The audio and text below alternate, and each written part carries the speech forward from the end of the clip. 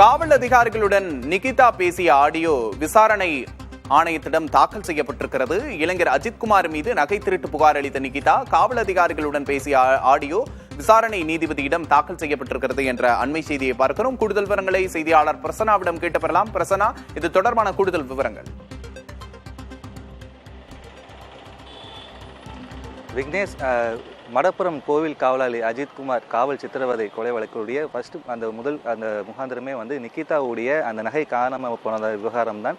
அது சம்பந்தமாக பேசுவதற்கு அஜித்குமாருடைய வழக்கறிஞர் கணேஷ்குமார் அவர்கிட்ட கேட்கலாம். ஆனால் இப்போ நீதிமன்றத்தில் உங்களுடைய கொடுத்த மனுவில் நீங்கள் என்ன விஷயங்கள் நீங்கள் குறிப்பிட்டிருந்தீங்க, அது பிரகாரம் இப்போ என்னென்ன அந்த கால் ரெக்கார்ட்ஸ்ன்ற விஷயம் யார் யாரெல்லாம் பேசுகிற ரெக்கார்ட்ஸ் நீதிமன்றம் சமர்ப்பிக்கப்பட்டிருக்கு.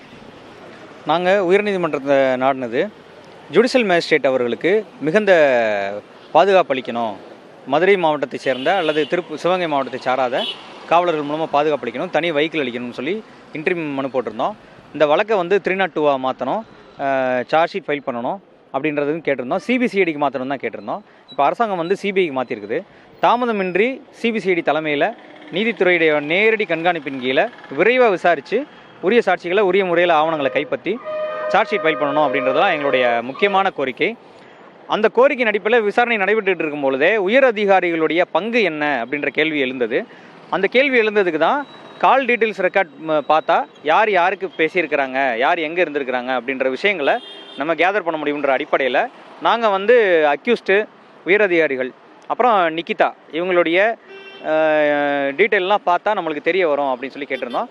அதன் அடிப்படையில் உரிய முறையில் ஏடிஎஸ்பி சுகுமாரன் அவர்கள் தன்னிட்ட இருந்த எல்லா சாட்சியங்கள் ஆதாரங்களையும் நீதிமன்றத்தில் சப்மிட் பண்ணியிருக்கிறாங்க.